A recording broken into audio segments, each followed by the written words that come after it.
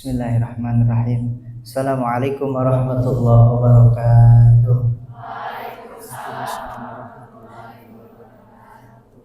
Alhamdulillahilladzi hadana bi'abdihil mukhtari man da'ana ilaihi bil idni wa qad nadana labbaika ya man dallana wa hadana.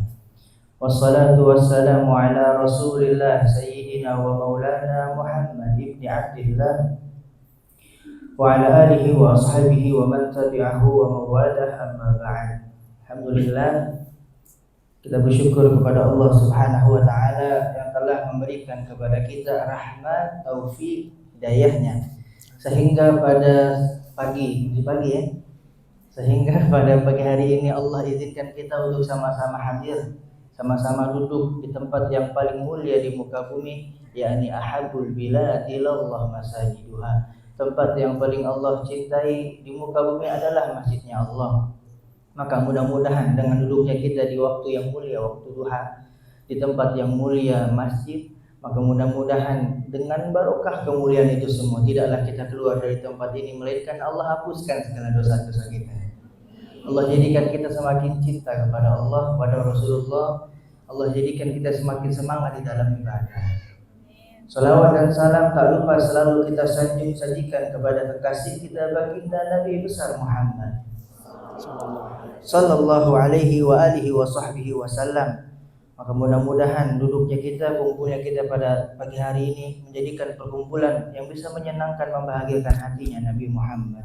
Karena tidak ada sesuatu yang lebih penting, lebih utama dari seorang kekasih kepada yang dikasihinya kecuali satu, dia selalu mencari hal sekecil apapun dia lakukan untuk mendapatkan perhatian, kasih sayang dan ridho dari orang yang dikasihinya. Pun begitu, mudah-mudahan duduknya kita walaupun sederhana, tapi dengan kesederhanaan ini menjadikan Rasulullah senang, ridho dan perhatian kepada kita. Amin ya rabbal alamin. Apa ini bang? Gimana kabarnya, sehat? Alhamdulillah sehat. Abang sehat bang? Alhamdulillah sehat. Yang mana bang? Saya nanyain yang mana? Kan sama-sama sini. Iya benar. Tapi kalau bapak mah emang kalau ditanya itu. Oh itu berarti bapak-bapak itu? Iya. Bapak sehat bapak? Alhamdulillah. Kopi mana kopi? Biasa gitu kan tadi ya? Kopi gitu kan kalau pulang pagi-pagi. Iya. Sambil main bulu. Iya. Kalau di tempat lain mah saya ceramah biasanya ada kopi, nggak tahu di sini. Ibu patah teh mangganya ini. Teteh baik ya. Teteh sehat. Alhamdulillah. Datang jam berapa tadi? Jam 6. Oh, diniatin itikaf berarti dari pagi tadi. Oke. Ya Ustaz, kita kan ngomongin masalah cinta nih Ustaz ya. Itu yang wadahnya juga ya. Ada yang masih di dalam. Ya. Kita berbicara masalah cinta nih Ustaz. Bercintanya bermasalah. Enggak, ya gimana ya, saya bingung. Ya, kan tema kita hari ini cukup menarik tentang cinta. Cinta itu kan sangat umum sekali ya Ustaz ya. Nah, kira-kira nih Ustaz nih, cinta itu hukumnya apa Ustaz? Cinta nggak muat ini, harus ada yang dikorbanin. Ininya aja ya, singkirinnya. Soalnya ini buat celupan yang mau tisu nggak bisa. Berkah banget. Ayo. Kopi air putih nggak apa-apa bang? Nggak apa-apa. Nggak apa-apa ya. Saya memang suka yang bening-bening. Alhamdulillah. Nih kopi bener. Terima kasih. Alhamdulillah. Lanjut bang. Oke. Gimana tuh Ustaz? Kira-kira kan kita berbicara tentang cinta gitu. Adakah hukumnya tentang cinta? Kan fleksibel sekali, tidak luas banget. Cinta apa tadi? Apa hukumnya cinta? Iya, betul. Ada pertanyaan yang jauh lebih ekstrim kepada saya. Aduh, gimana? Pernah ada suatu sosok. Wah. Agak mulai nanti lampu mati, hidup mati itu bisa. Kalau udah berbicara tentang sosok Makhluk halus. Wanita, karena wanita kan makhluk halus. Halus perasaannya, ya, halus omong. Ada satu makhluk halus yang bertanya kepada saya. Gak enak ya? Ada satu akhwat yang bertanya kepada saya, Ustaz, apa hukumnya mencintai suami orang? ekstrim Ustaz, Ekstrim kan? Jawab, emang boleh.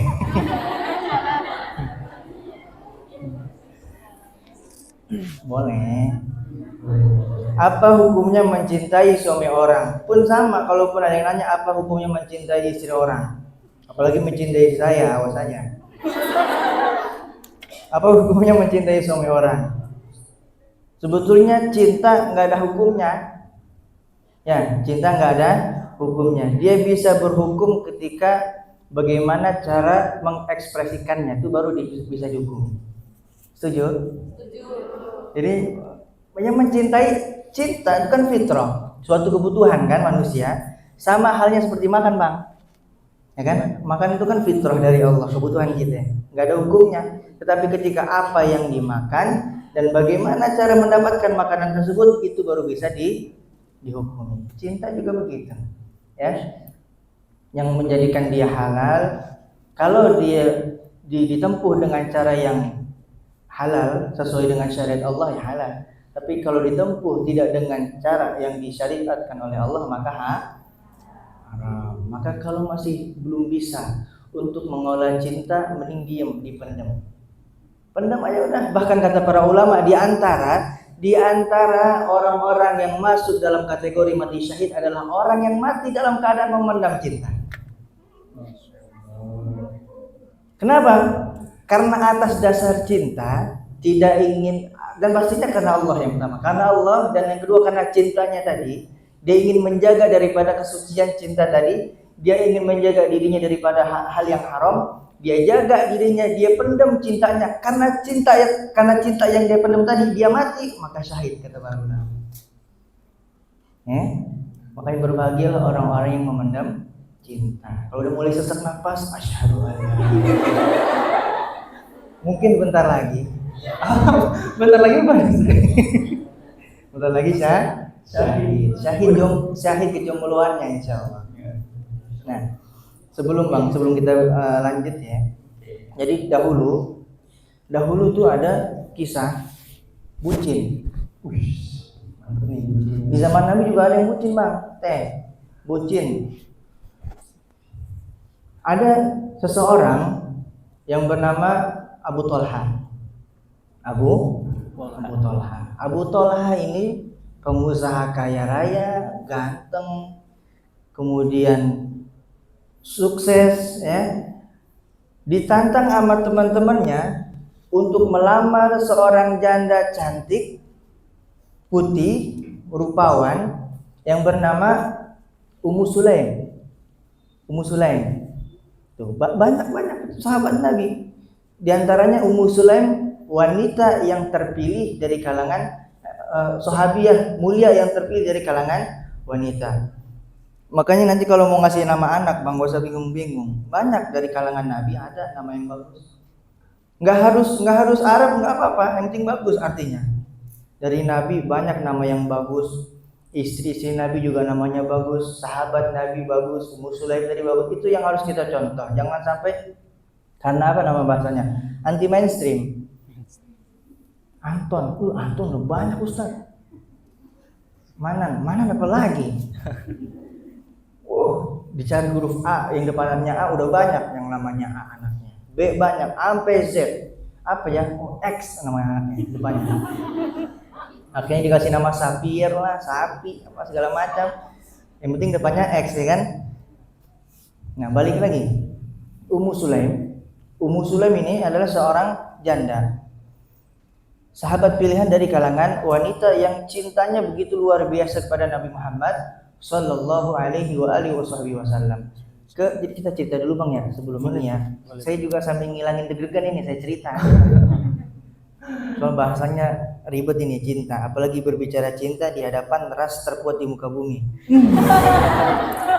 Cakep.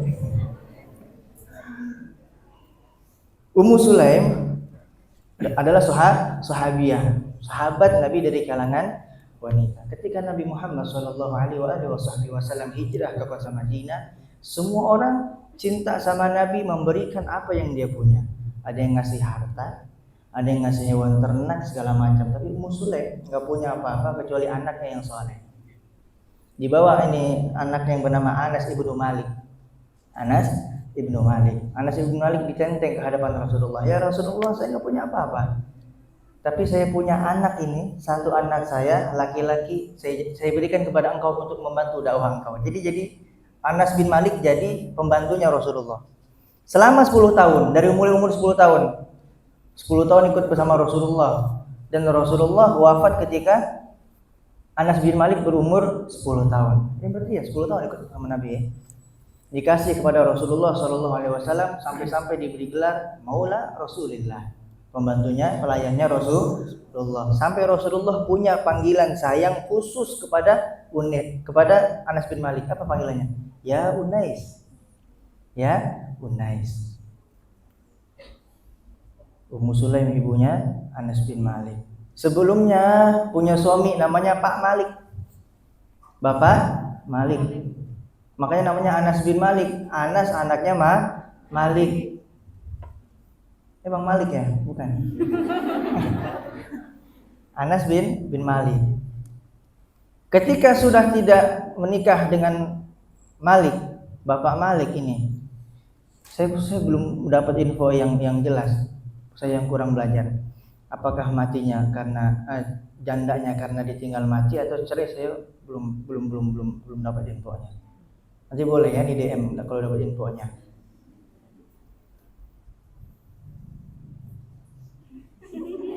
Oh, sono kameranya. Anas bin Malik punya bapak namanya Malik. Ketika menjadi janda ini, ketika Ummu Sulaim menjadi janda, ditantang kan Abu Thalhah tadi sama teman-temannya. Lu berani nggak nih, kalau bahasa kita, lu berani nggak ngelamar tuh Ummu Sulaim? Dapetin berani nggak? Apa jawaban Abu Thalhah? Perempuan mana di kota Madinah yang berani nolak saya? Sama nggak tuh? Kalau ada efek waktu zaman Nabi itu langsung muncul sombong amat. Perempuan mana di kota Madinah yang berani nolak saya? Dan ketika dilihat emang Ummu Sulaim cantik, didatangi ke rumah Ummu Sulaim, dibawain apa? Harta, dibawain perhiasan, duit segepok. Dia pakai pakaian terbaik yang belum pernah dipakai oleh siapapun di kota Madinah, buat menarik perhatian Ummu Sulaim. Ketika melamar, apa jawaban Ummu Sulaim? Wahai Abu Thalhah. Ya kan Abu Thalhah bucin sama Ummu Sulaim. Dia berusaha mendapatkan. Tapi apa jawaban Ummu Sulaim? Wahai Abu Thalhah, mungkin semua wanita di kota Madinah bisa meleleh di hadapanmu, tapi tidak dengan aku. Kalau kau mau melamar diriku, silahkan. Tetapi sekarang tidak bisa. Kenapa? Ada satu pembatas di antara kita. Ya ini apa? Keimanan. Ummu Sulaim kan muslimah. Abu Thalhah kafir, masih kafir nih. Tapi ini panas. Syaratnya apa untuk bisa melamarmu? Ya masuk Islam. Masuk Islam. Apa? Bagaimana caranya? Syahadat doang. Iya. Duit mah nanti, kata Ummu Sulaim. Nanti. Bukan nggak perlu nanti. Orang perempuan itu gitu emang sifatnya, malu-malu dah. Duit mah nanti, kata dia. Emang perempuan Allah ciptain begitu kan? Suka dengan dunia. Duit mah nanti, yang penting kamu Islam aja dulu. Begitu dia sudah masuk Islam, menikahlah dengan Ummu Sulaim. Nah ini nih, ketika ada yang melamar seorang akhwat, apapun keadaan dia, bangsawan segala macam, sekaya apapun, landasan nomor satu apa? Islam. Biar kata dia datang pakai mobil pintunya 2, losbak. Kan ada kan pintu-pintu ini. Iya, makanya jangan berekspektasi tinggi. Oh tuh mobilnya pintunya 2, masya Allah ekspektasi tinggi. Pas datang losbak sama embe. Pokoknya jangan diterima. Landasannya satu, Islam. Ketika masuk Islam, ketika sudah masuk Islam, menikahlah dengan Ummu Ummu Sulaim. Singkat cerita, punyalah anak. Anaknya ini sakit. Ketika anaknya sakit, dalam sebuah hadis diriwayatkan ini Anas bin Malik berarti menceritakan tentang keluarganya sendiri, menceritakan tentang ayah tirinya yakni Abu Thalhah. Karena ibnu li Abi Thalhah adalah seorang anak dari Abi Thalhah, sakit, dia sakit. Fa kharaja Abu Thalhah, tetapi Abu Thalhah tetap dia keluar walaupun anaknya sakit. Kenapa? Fitrahnya laki-laki di luar. Fitrahnya laki-laki di luar, perempuan di dalam rumah. Makanya jangan kebalik, laki-laki ngedekung, perempuan di luar rumah kebalik. Fitrahnya laki-laki di luar, perempuan di dalam. Dalam sholat kan juga begitu, laki-laki afdhalnya di mana? Masjid, perempuan di rumah. Keluarlah Abu Thalhah. Entah mau ikhtiar kerja kah, perang atau apa, tapi intinya dalam riwayat tersebut sebutkan Abu Thalhah keluar. Ketika keluar rumah, udah tenang, nggak diganggu sama Ummu Sulaim. Kenapa? Emang begitu, laki-laki itu udah nikah ya. Laki-laki itu begitu, di luar rumah pengennya tenang. Maka ketika mau ada urusan sebelum pergi dari rumah, sebelum berangkat kerja tuh selesaiin dulu.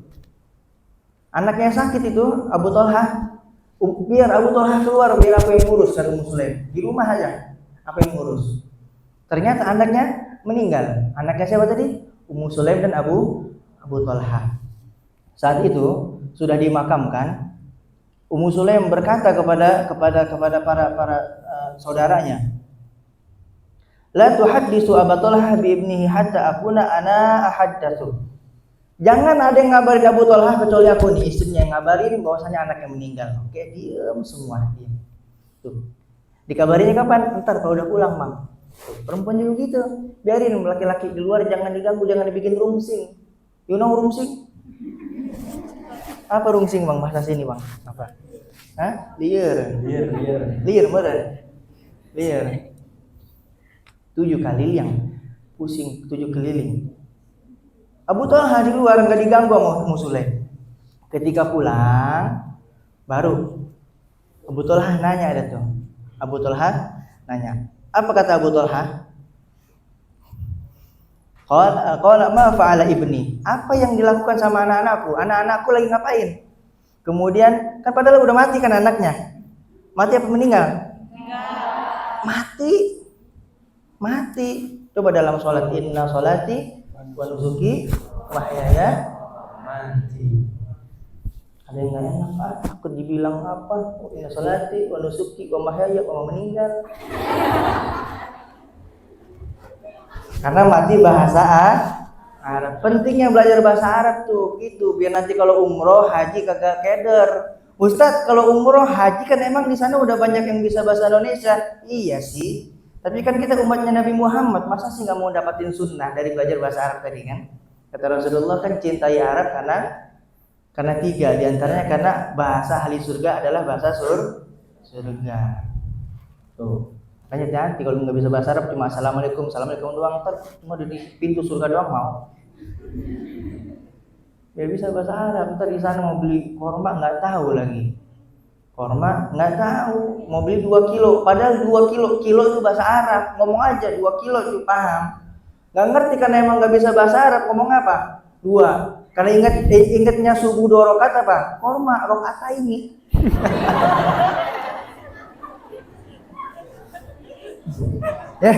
ya nggak? Karena subuh 2 rakaat. Korma, rakaat ini, cenah. Kalau 4 arba rakaat gitu aja. Begitu di hotel mau tidur, nggak kan ada orang yang tidur nggak bisa tidur kalau dia nggak matiin lampu. Saking canggihnya hotel kan ada sistem yang nggak bisa kita matiin. Kita matiin udah sakarnya masih nyala, benar. Saking dia nggak bisa tidurnya, lampunya nyala, panggil petugas hotel. Dia nggak tahu juga bahasa Arabnya lampu. Pas di pengajian taunya nur. Ya nggak? Nggak tahu juga bahasa Arab matiin apa, padahal mati sama aja mati bahasa Arab. Tapi karena ingat kalau mati, oh iya, nur innalillahi wa inna ilaihi. Maksudnya tolong matiin lampu. Nah, jangan malu-maluin.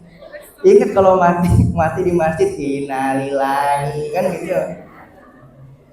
Nur innalillahi wa inna ilaihi raji'un. Sampai mana tadi? Hah? Anaknya mati. Anaknya mati, iya. Apa? Bagaimana keadaan anakku? Kata Abu Tolha. Abu Tolha nanya, kan pulang kerja begitu, Bapak suka nanyain anaknya gimana hari ini kan? Nah, gimana keadaan anakku? Ma fa'ala ibni? Apa jawaban dari Ummu Sulaim? Huwa askanu makana. Tuh, dengan cintanya, ini istri yang solehah begini bisa menenangkan suami. Huwa askanu makana. Wahai suamiku, anakmu yang sakit tadi sudah lebih tenang dari sebelumnya. Sudah lebih tenang dari sebelumnya. Bohong nggak? Bohong. Enggak kan? Enggak. Kan benar. Sudah mati lebih tenang, nggak mikirin utang, nggak mikirin Shopee Pay Later lagi. Ya, udah tenang. Huwa askanu makana, udah lebih tenang wahai suamiku dari sebelumnya. Tuh. Kemudian apa? Faqarrabat ilaihil asya. Setelah dibilang gitu, dikasih hidangan makan malam. Asya itu makan malam. Makanya bahasa Arab tuh beda harokat aja beda makna. Asya makan malam, isya salat isya. Kalau ada orang Arab bilang hayya 'alal asya, ambil piring bukan ambil sejadah. Begitu kayak hayya 'alal isya, ambil sejadah bukan ambil piring. Dihidangkanlah makan malam. Fata'asya, kemudian mereka berdua makan malam. Lihat bagaimana dua orang ini yang saling mencinta karena Allah. Summa asaba minha, setelah makan Abu Tolha diajakin masuk kamar. Diajakin ibadah, you know lah. Ya, Bang jangan sok polos, Bang. Diajakin masuk kamar ibadah suami istri.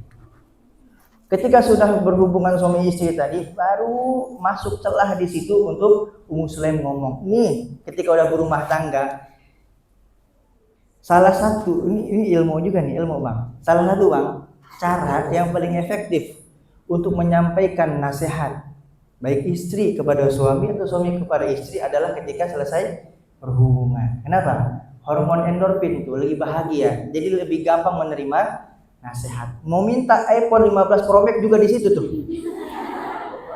Kenapa? Ya laki-laki pikirannya lagi seneng, iyain aja sambil direkam, Ustaz. Iya, karena saat itu pikirannya lagi senang. Tapi jangan lama-lama buru-buru ngomongin apa, nanti ditinggal tidur, ngantuk tuh. Ya, dia ngomong Ummu Sulaim kepada suaminya, wahai suamiku, aku ingin bertanya kepadamu, bagaimana ketika ada seseorang meminjamkan barang kepada kita, kemudian setelah kita pakai itu barang, tidak lama kemudian orang yang punya barang tersebut minta kepada kita, apa yang kamu lakukan? Kamu tahan atau balikin? Kita balikin, nggak boleh ditahan karena itu punya dia. Kemudian Ummu Sulaim setelah mendengar jawaban daripada suaminya tadi, Abu Tolha, dia mengatakan kepada suaminya, kemudian maka ikhlaskanlah anakmu. Baru itu dia sadar. Apa? What? Iya, anakmu udah meninggal. Udah diambil sama Allah. Mau marah? Faghadiba, maka Abu Tolha marah, Bang. Marah, tapi karena cintanya nggak bisa marah, nggak keluar. Tuh, bagaimana nggak bisa marah? Tuh, makanya salah satu ilmu ketika kita ingin apa namanya, menasihati itu ngomong sama suami, ini ilmu nih. Kenyangkan dulu apa yang di atas perut dan di bawah perut. Ini ilmu ini. Biar gampang kalau ngobrol sama suami. Kalau punya suami ya, mudah-mudahan pulang dari sini langsung punya suami. Amin. Tapi nggak sekilas itu juga ya Teh ya. Iya, ntar ketemu di jalan lagi naik angkot kan, di Citra banyak angkot. Teteh keluarin kepala. Jadi suamiku mau nggak? Saking udah nggak tahan. Ya. Iya, nggak apa-apa, yang penting mati syahid. Matinya kenapa? Kenapa? Mendem cinta? Enggak, lompat dari angkot. Sampai mana tadi? Angkot. Hah? Ah iya, perut. Nah gitu. Abu Talha mau marah, nggak bisa. Kenapa? Udah dilayani sama istrinya, udah dipenuhin semuanya. Mau marah gimana coba? Enggak. Mau marah gimana? Akhirnya Abu Talha hanya bisa terdiam, membisu, ya, tidak bisa berkata apa-apa. Akhirnya dia tidur dalam keadaan marah, tapi nggak bisa ngomong apa-apa sama Ummu Sulaim. Besok paginya menghadap Rasulullah dengan menggebu-gebu, dengan semangat menceritakan perihal kegundahan hatinya kepada Rasulullah, dengan berharap mendapatkan pembelaan dari Rasulullah. Tapi lihat apa jawaban Rasulullah? A'arastumul lailah? Abu Talha, bukannya semalam habis pengantenan kata Rasulullah. Qala na'am. Iya sih ya Rasulullah. Malu dia tersapu-sapu. Tersipu-sipu. Sapu-sapu. Mohon maaf, malu tersipu-sipu Bang. Malu tersipu-sipu. Wahyu Abu Talha, bukankah semalam engkau dan istrimu habis berbahagia? Kata Abu Talha, iya ya Rasulullah. Kemudian mendengar jawaban dari Abu Talha, Rasulullah Shallallahu Alaihi Wasallam berdoa untuk keduanya, Allahumma barik lahuma. Ya Allah berkahilah keduanya. Makanya seorang istri harus pinter bagaimana caranya bikin suami cari alasan apapun biar suami nggak marah. Biar suami nggak marah. Pulang kerja bingung mau masak apa. Akhirnya masak ayam. Suami nggak ada kan, belum pulang, bingung masak apa, masak ayam. Begitu suami udah kenyang baru tanya, abang, udah kenyang, udah. Saya mau ngomong boleh nggak? Boleh. Enak nggak ayamnya? Enak. Emang ayam dari mana Neng? Oh dari kandang abang. Kenapa? Dia nggak mau ganggu suaminya di luar rumah. Dia tahu uang belanjanya habis, yang ada cuma ayam suaminya udah dipotong. Tapi karena udah kenyang, suaminya kan nggak bisa marah begitu. Saya juga ngerasain. Kalau kata Dinda datang ya, ngasih tahu gimana ketika saya lagi marah. Saya dibeliin makanan kesukaan saya, Ricis. Saya tahu rumah saya di Taman Palma nih, samping banget nih. Rumah saya di situ, Blok G9 nomor 5. Boleh nanti kalau mau nganterin. Saya level 3 sukanya. Pakai dilanjut lagi. Kadang saya pura-pura marah bang udah dibeliin gitu. Tapi emang kalau masya Allah si soleha nggak ada nemu di mana-mana ini beginian. Indah. Ketika itu didoakan sama Rasulullah, Allahumma barik lahuma ya Allah, berkahilah keduanya. Ya, fawaladat gulaman. Kemudian karena doa Rasulullah nggak lama Allah gantikan anak meninggal tadi sama, lahir lagi anak laki-laki. Kemudian faqala li Abi Talha. Kemudian Abu Talha mengatakan kepada Anas bin Malik, ihmilhu hatta ta'ti bihin Nabi. Bawa ini ke hadapan Nabi. Maksudnya bawa adiknya nih. Adik tirinya tadi itu ke hadapan Nabi. Wa ba'atsa ma'ahu bitamarat. Dan dibawa bersama mereka ada tentengan 3 korma. Banyak korma jamaah. Wa ba'atsa ma'ahu bitamarat. Dan bersama mereka dibawa tentengan sama Abu Talha tadi korma di hadapan dibawa untuk Rasulullah. Ini ilmu nih. Kalau bertamu ke rumah guru, ke rumah ulama bawa tentengan. Bukan saya minta enggak. Ini ilmu. Karena di zaman Rasulullah adanya korma. Kalau di sini kan udah macam-macam. Boleh apa aja bawa. Ricis juga boleh. Level 3 ya? Iya, level 3. Dibawa kepada Rasulullah korma. Ketika sampai di hadapan Rasulullah, amahu syai', kata Rasulullah, apakah ada bersama kalian sesuatu? Ada ya Rasul, ini korma. Akhirnya sama Rasulullah diambil itu korma, fa'akhadhan Nabi famadaghaha, kemudian dikunyah sama Nabi sampai halus. Kemudian summa akhadha min fihi faja'ala fi sabi, diambil itu korma yang dilunakkan sama Rasulullah. Kemudian apa dilakukan? Summa hannakahu, dan ditahnik oleh Rasulullah. Ditahnik, tahu tahnik? Nih ditahnik nih, dimasuk tadi korma yang udah halus ditaruh di langit-langit, ditahnik gitu. wasamma'u Abdullah, dan kemudian sama Rasulullah dikasih nama Abdullah.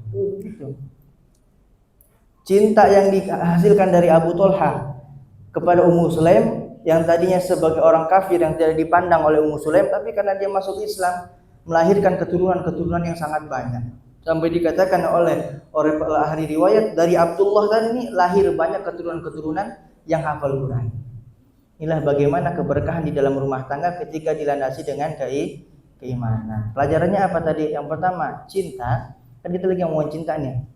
Cinta yang paling utama landasannya adalah keimanan. Yang kedua, pelajaran daripada Ummu Sulaim. Bagaimana ketegaran hatinya, keikhlasannya dalam menerima ketetapan takdir Allah. Anaknya udah meninggal, udah biarin, gak dipikirin. Yang ada di hadapannya siapa? Suaminya. Maka saat itu dia berkhidmah sama suaminya, udah dilupain anaknya dia meninggal.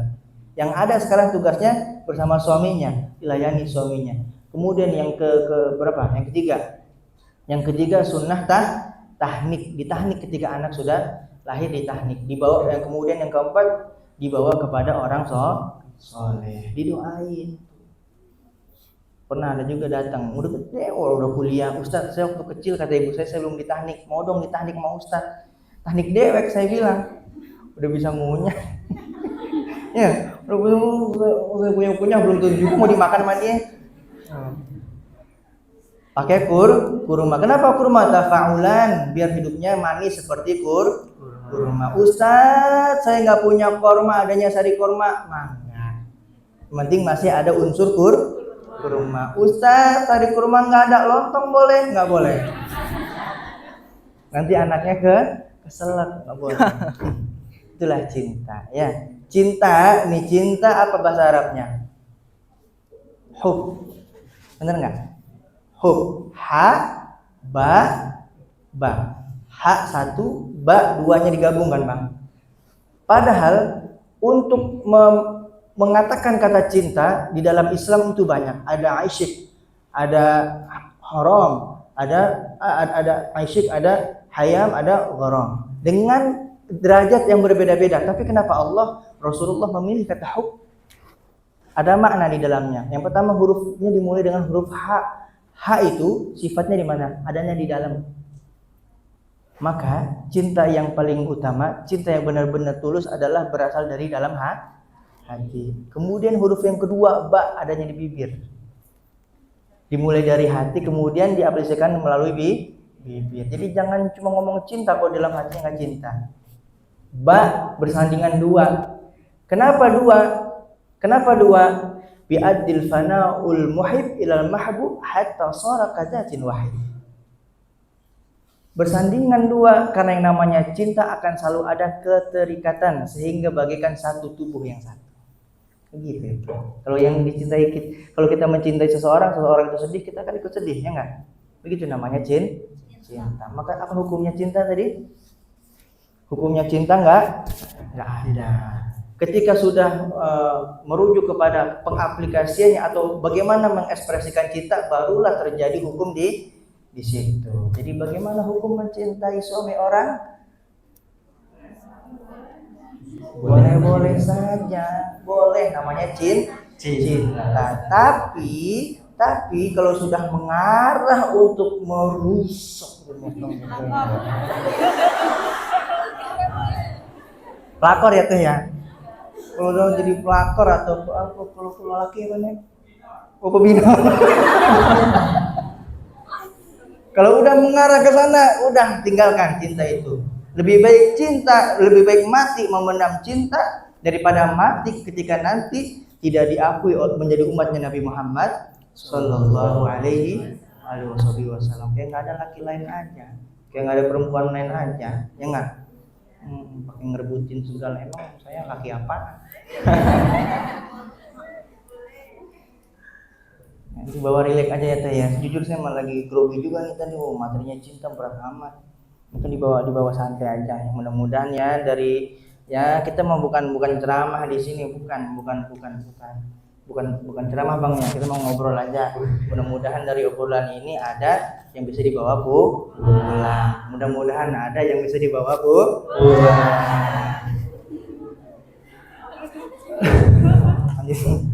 Oke. Kita lanjut Ustaz. Jadi kalau berbicara tentang Allah,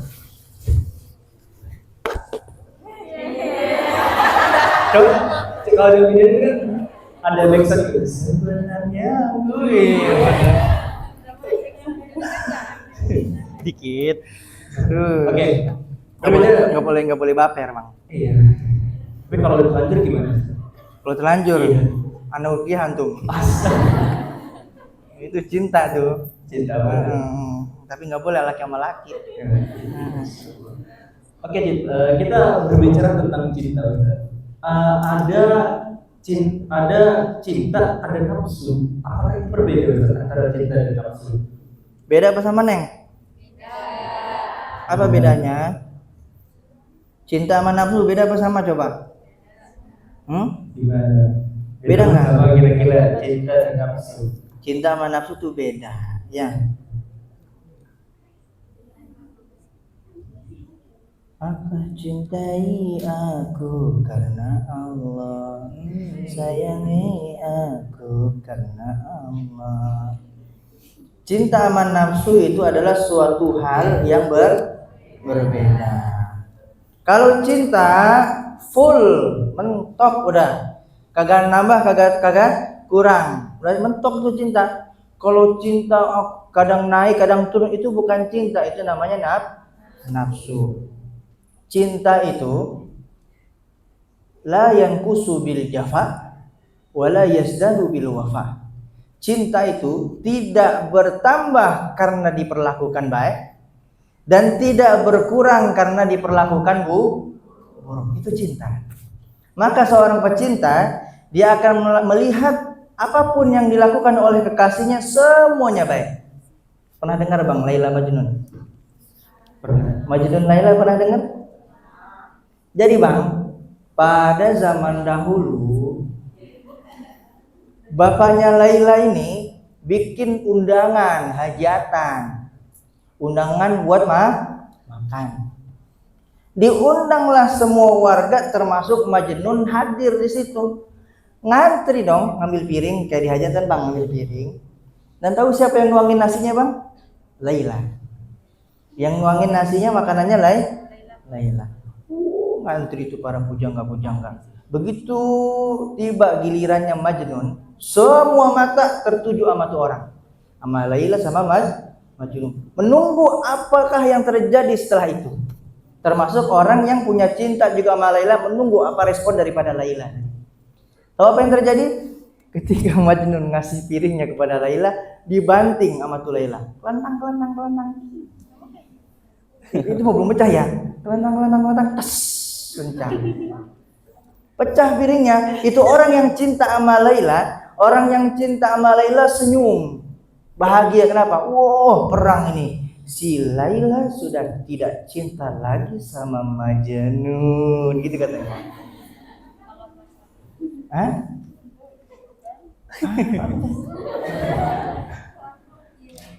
Iya, begitulah. Si Laila banting piringnya Majnun. Semua orang yang cinta sama Laila senang. Senyumnya lebar amat. Tetapi si Majnun senyumnya nggak kalah lebar. Kelihatan mukanya paling bahagia. Ketika ditanya, wahai Majnun, kamu ini benar-benar Majnun ya? Nah, kenapa? Udah diperlakukan seperti itu, kok masih tersenyum? Bukankah kau dipermalukan di hadapan orang? Bukankah harga dirimu dijatuhkan di hadapan orang oleh Laila? Apa kata Majnun? Bukan. Kalian tidak tahu maksud daripada Laila. Laila menjatuhkan piringku agar aku bisa ngantri lagi dan bisa bertemu lagi dengan dia. Insyaallah. Lalu kata para ulama, bisakah kita mengambil pelajaran dari Majnun dan Laila ketika Allah menguji kita? Sebagaimana Laila dan Majnun dan Laila tadi, ketika Allah memberikan ujian kita, bisa nggak kita nangkap sinyal dari Allah bahwasanya itu adalah tanda cinta dari Allah kepada kita? Maka yang namanya cinta adalah tidak berkurang walaupun diberikan perlakuan baik, dan tidak bertambah ketika diperlakukan baik dan tidak berkurang ketika diperlakukan buruk. Sedangkan nafsu enggak. Nafsu kan hubungannya sama apa? Sama fisik. Bahkan mohon maaf, kalau bukan karena fisik juga bisa hilang tuh syahwatnya. Ya. bisa hilang, syahwat bisa hilang, karena fisik pun bisa hilang, bukan karena fisik apa? Karena seringnya bertemu. Karena seringnya bertemu. Awalnya sih iya penasaran, wah ngubungin mulu. Begitu udah tahu bagaimana keadaan dia segala macam, udah sampai dalam-dalamnya tahu, ditinggalin. Kenapa? Udah bosen, udah nggak penasaran lagi. Itu namanya nafsu. Makanya Allah Subhanahu wa taala berikan kita akal untuk berpikir bagaimana cinta, bagaimana nafsu. Tuh. Dan cinta itu ada dua, ada hubbut tabi'i, ada hubbul akli. Hubbut tabi'i itu cintanya karena watak. Nggak perlu belajar kalau hubbut tabi'i, watak. Sebagaimana ayah kepada anak, nggak perlu belajar lagi. Seorang ayah bagaimana caranya mencintai anaknya, otomatis cinta. Tapi hubbul akli, cinta karena akal, harus belajar, ada ilmunya. Termasuk bagaimana mencintai Allah, mencintai Rasulullah. Sebagaimana disebutkan oleh Rasulullah dalam sebuah hadis di dalam kitab syarah Sahih Bukhari, karangan Ibnu Hajar, disebutkan salah satu ciri seseorang bisa merasakan manisnya iman adalah ayyakunallahu wa rasuluhu ahabba ilaihi mimma siwahuma. Adalah ketika Allah dan Rasulullah lebih dia cintai dari apapun selain keduanya. Artinya Allah dan Rasulullah nomor satu di urutan cintanya. Itu baru bisa merasakan iman. Nah, Ibnu Hajar di sini mengatakan yang dimaksudkan cinta di sini adalah cinta akal. Cinta secara akal. Begitu. Kayak orang sakit, dia tahu tuh obatnya pahit tapi tetap dia minum. Kenapa? Karena pahit, walaupun pahit bisa bikin sembuh. Itu cintanya tabii atau akli, Bang? Akal. Tabii apa akli? Akli, benar, karena berpikir gitu. Maka ketika cinta datang mengetuk hatimu, biarkan akal yang membukanya. Ketika cinta datang mengetuk hatimu, biarkan akal yang membukanya. Jangan biarkan perasaan membukanya. Karena laki-laki, mohon maaf, terkadang sifatnya seperti anak kecil yang hanya mengetuk pintu kemudian dia lari begitu saja. Makanya ketika cinta datang mengetuk pintu, biarkan akal yang membuka, jangan biarkan hati membuka. Harus mikir, rasional. Perlu nggak mikir pakai akal? Perlu nggak cinta pakai akal? Bahkan wajib, harus. Jangan dikit-dikit digombalin dikit. Wah, aku mencintaimu karena Allah. Ya, cinta Allahnya aja belum, cinta Rasulullahnya aja belum. Udah bilangnya aku cinta karena Allah, cinta karena Allah. Tapi apa berhubungannya? Berduaan, chat di dalam HP. Iya sih, pakai HP. Kan biasanya berduaan tuh berdua gini nongkrong di pojokan, ya, sambil makan popes, ya, kopi. Ya itu kalau di malam minggu yang remang-remang itu, yang pakai tiker, tahu? Pakai tiker atau nggak pakai tiker sih, kadang duduk di trotoar, di motornya sini dia duduknya gini berdua. Pernah tuh saya lewat Bang di Eko tuh, di senter aja pakai lampu mobil. Gini ya. Tuh gitu ya. Cinta Allahnya aja belum. Cinta Allahnya aja belum, cinta Rasulullahnya aja belum, tapi berani mengatakan aku cinta karena Allah. Ini adalah sesuatu yang tidak masuk akal. Ini adalah lucu. Kalau cinta karena Allah, benar-benar cinta karena Allah, dia akan mengikuti bagaimana cara mengekspresikan cinta. Makanya perlunya berpikir. Biar kata dia datang, mohon maaf, pakai sorban, udung-udung sampai langit gini, muternya sampai langit.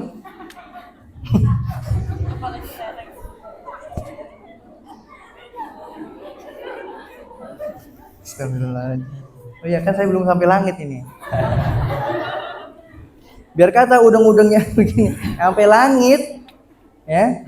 Dia pakai sorban segala macam, pakai jas kek. Tapi kalau dia ketika datang menyatakan cinta tanpa dibarengi rasa takut kepada Allah, maka cintanya palsu. Cintanya palsu. Gitu ya. Makanya lagi-lagi Allah Subhanahu wa taala, makanya kenapa otak di atas, hati di bawah, biar mikir dulu baru menerima cinta. Jangan menerima baru mikir, baru bikin satu, semua lagi sama aja. Tidak. Begitu ngeceknya saya, apa hubungannya sama saya? Ini istri saya jadi curiga, apa hubungannya ngecek-ngecek saya? Begitu ya, makanya jangan sampai tertipu karena antara cinta dan nafsu terkadang beda tipis. Begitu toh. Oke bang. Oke. Kita masih berbicara tentang cinta. Saya tuh teringat sama syairnya Bang Haji Roma Irama. Asik. Tentang cinta. Boleh disairkan? Boleh. Oke. Mungkin kalau antum bisa bantuin saya. Bisa antum nyanyi, saya yang tap layarnya ya, tap layarnya.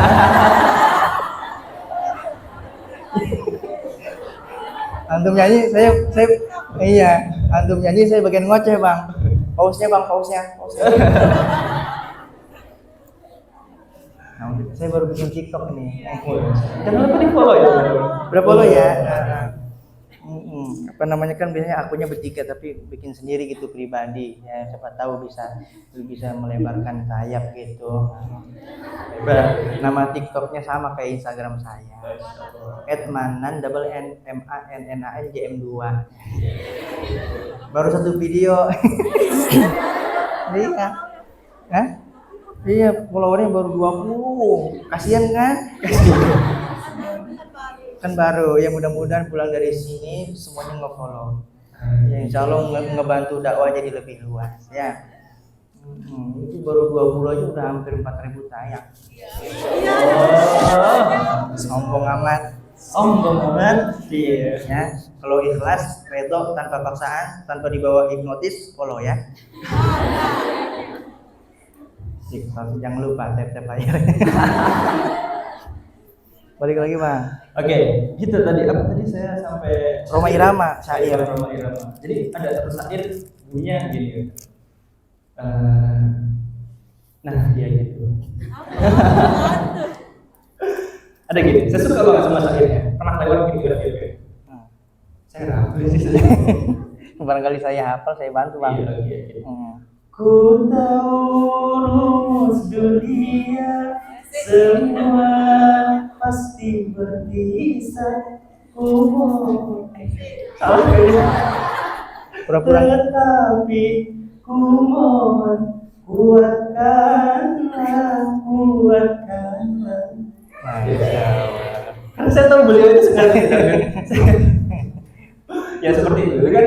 Ada satu kata Bang Haji Roma Irama itu rumus dunia itu akan berpisah. Jadi kita akan berpisah dengan orang yang kita cinta. Nah pertanyaannya, apakah kita bisa bersama terus sampai surga? Kalaupun bisa, bagaimana caranya bisa? Kata Rasulullah dalam sebuah hadis, dulu ketika ruh kita berkumpul di alam sebelum dunia, itu saling mempunyai satu keterikatan, ketersambungan. Kenapa kita bisa ngumpul di sini bang? Karena salah satu penyebabnya ketika dulu di alam ruh kita bertemu. Bertemu. Pun begitu ketika kita mau mendapatkan jodoh, ya. Karena terkadang telinga lebih cepat merindu daripada mata ketika ia bercinta. Hingga ketika datang belum kenal tapi ini goyang-goyang telinga, bisik-bisik. Kenapa? Karena sudah ada ikatan. Lalu bagaimana caranya biar sampai ke surga? Dirawat. Nah, sebelum dirawat kan pasti cinta datang tuh. Ya, pasti cinta datang. Lalu bagaimana cara kita menyikapinya? Yang pertama, kalau kita mau benar-benar awet langgeng sampai ke surga, proses sebelum kita menerima cinta itu tadi bagaimana? Bagaimana Ustaz ciri-ciri orang yang benar-benar mencintai kita? Yang pertama, yahfazuk minal haram, dia menjaga engkau dari perkara yang haram. Kalau dia cinta, menjagamu dari yang haram. Kalau dia cinta tapi mengajakmu kepada sesuatu yang haram, dia bukan jatuh cinta, tapi dia menodai cinta. Laki-laki juga begitu bang. Laki-laki udah punya prinsip. Cinta sama perempuan, ketika perempuan tersebut ngajakin malam minggu, jangan bang, jangan. Mohon maaf nggak bisa jalan, nggak ada bensin. Aduh, sama aja ya. Ya, jangan mengajak kepada sesuatu yang haram. Kalau kita benar-benar mengaku cinta kepada dia, baik laki-laki maupun perempuan. Yang kedua, la yulattihuki bisyahwat, tidak menodai cintamu dengan syahwat, karena cinta itu mulia, tidak pantas dikotori, dihinakan dengan syahwat. Dia sebisa mungkin dia menahan dari itu. Sama-sama cinta, iya, sama-sama cinta. Saya punya teman, dia cinta sama seorang akhwat. Akhwatnya juga alhamdulillah cinta sama teman saya. Terus apa hubungannya sama saya? Hubungannya teman saya tadi cerita sama saya. Bagaimana hubungan dia dengan akhwat? Sama-sama saling cinta. Ya, orang tuanya udah sama-sama tahu. Tetapi karena ingin menjaga kesucian cinta tersebut, mereka menyudahi. Dalam artian, iya sama-sama cinta, tapi mengikhlaskan, merelakan. Kalau memang kita jodoh, pasti akan bertemu lagi. Cakepnya begitu tuh. Ya, jangan takut diambil orang, biarin. Kalaupun dia diambil orang, kalau memang jodoh kita balik lagi, ya enggak? Iya, makanya tuh tidak akan membiarkan membawa kita ke dalam bentuk syahwat. Yang ketiga, yasulu janibah, dia menjaga orang yang dicintai dari kejelekan syahwatnya dia dan syahwatnya orang lain. Makanya kalau saya lihat kalau di TikTok di mana ya, melihat orang laki-laki pacaran bawa ceweknya ke tongkrongan, itu buat apa? Jadi nyamuk. Dia ngobrol perempuannya gini aja. Scroll, padahal ya berandanya doang scroll. Nggak ada paket. Iya, nggak ada paket. Dibawa ke tongkrongan itu nggak cinta. Kenapa? Dia membiarkan orang yang dikasihinya terkotori oleh syahwat dia dan syahwat orang lain. Kalau dia cinta sama kita, cinta sama orang yang dikasihnya, dia tidak akan membiarkan orang yang dikasihinya, orang yang dicintainya terkotori oleh syahwat dia dan syahwat orang lain. Makanya saya tuh nggak demen-demen banget bawa istri, sengaja. Bukan kemarin doang dewa, sekarang nggak, sengaja. Kenapa? Menjaga, karena fitrahnya perempuan di rumah. Sesekali mau boleh ngikut, sesekali boleh. Iya, kita kan nggak tahu, tapi saya pernah ngeliat bapak-bapak mandangin istri kagak kelar-kelar tuh. Kagak kelar-kelar. Baru udah saya tenteng, tahu saya suaminya dipandangin baik sama dia. Mana kumisnya rada mencong dikit. Astagfirullahaladzim. Mudah-mudahan Allah ampuni saya dan bapak tadi. Iya, bapak tadi ngeliatin istri saya begitu kagak kelar-kelar. Tuh. Begitu ngeliatin istri saya ke sana, tinggal saya dong berdiri, saya balik badan saya gini. Terus saya sadar situ, jangan terlalu sering bawa istri kalau acara. Biar kata istri yang minta juga kadang ya, selagi masih bisa di rumah. Kenapa? Menjaga dari kejelekan syahwat kita dan kejelekan syahwat orang lain. Jangan biarkan orang kita cintai, Bang. Orang kita cintai dinikmati oleh mata-mata yang tidak berhak buat dia. Karena fitrahnya perempuan di rumah. Karena keindahan wanita terdapat di dalam rasa malunya. Keindahan wanita terdapat di rasa malunya. Kalau malunya hilang, udah hilang indahnya tuh. Perempuan nggak punya malu, udah hilang keindahannya. Ya, hilang keindahannya. Malunya hilang kalau maluin. Karena keindahannya hilang. Makanya jaga malu tadi, jaga kemaluan. Apa bang? Enak yang enak apa ngomongnya ini? Jaga rasa malu. Jaga kemaluan. Astagfirullahaladzim. Jaga rasa malu tadi, karena rasa malu kalian adalah sebuah perhiasan. Kalau malunya hilang, maka hilang perhiasan tadi. Makanya saya suka miris bang, lihat akhwat-akhwat komen di mana di Instagram, TikTok, aduh rahimku hangat, astagfirullah. Rahim hangat, duduknya di atas kompor kali.